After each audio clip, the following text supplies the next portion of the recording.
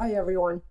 Today I'm going to talk about how has the COVID-19 pandemic affected 5G adoption, especially here in rural Wisconsin, where there's still many households and businesses that can't even get decent internet connection, needless to say, high speed. The impact that COVID-19 has had all over the world cannot be understated. While it was originally downplayed as little more than a variant of a flu, it quickly shut down the entire nations of many countries around the world. The speed of the economic collapse due to the virus was unlike anything we've seen in our lifetimes.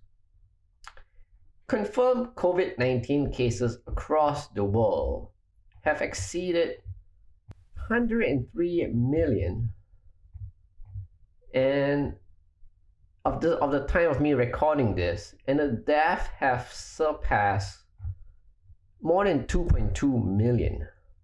That's a awesomely high number. In the telecom world, people had different expectations for 2020. This year was supposed to be the first year that 5G would have gone mainstream.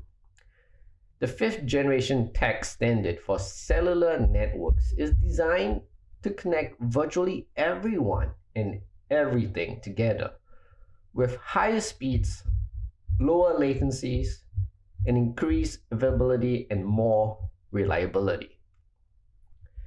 Global operators started launching 5G networks in early 2019, and many countries expected to see their nationwide 5G mobile networks up and running by now.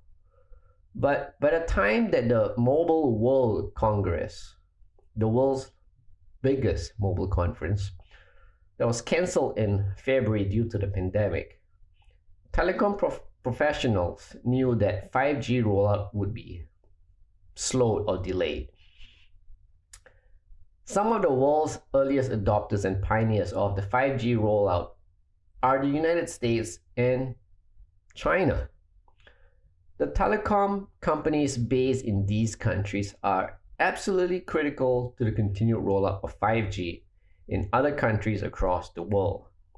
Unfortunately, they are also among the countries most severely impacted by the virus, which some said originated in Wuhan, China, and has infected more than 4.9 million people in the United States. Now, even though the coronavirus has slowed down the worldwide rollout of 5G, the technology is more critical now than ever, thanks to the changes that the pandemic has caused. With the rapid growth of working remotely in order to comply with social distancing regulations, more people are using their home networks than ever before. From home to communicating with family to spending time with friends, 5G makes it all easier and smoother. The benefit of 5G to video conferencing alone is worth noting in the new normal.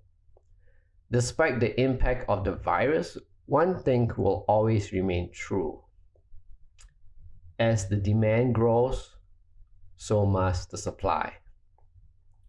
So while the virus has slowed down the rollout of 5G, it certainly hasn't stopped it. In fact, on the network infrastructure side, some carriers have actually benefited from the fact that the coronavirus is keeping people indoors.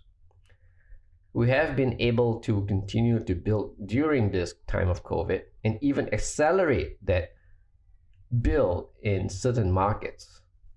And this was mentioned by Heidi Hammer, Verizon's Vice President of Network Engineering. So in particular, tower climbers have been able to work without interruption, and fiber layers have been able to speed up their pace because of the low traffic on the city streets and highways. So It remains to be seen how this pandemic affects 5G rollout long term. While it has certainly had an impact, telecom analysts expect growth to pick up over the second half of 2020 as the coronavirus lockdown ease globally. And this would include the first half of this year to and continue to the end of the year. So 5G networks expand and more 5G devices will then become available. So all in all, what do you think about how this pandemic has affected 5G adoption? I think it has done good things for things to speed up, and we just hope that rural areas would soon have more access and better access to high-speed internet.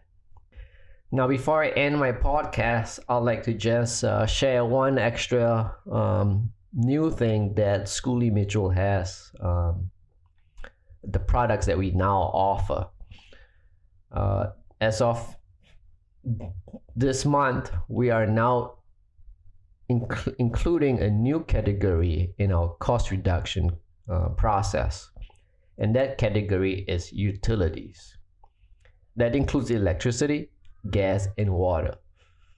After a lengthy research and development, Schooley Mitchell now have the opportunity to help clients to lower their business expense in utilities.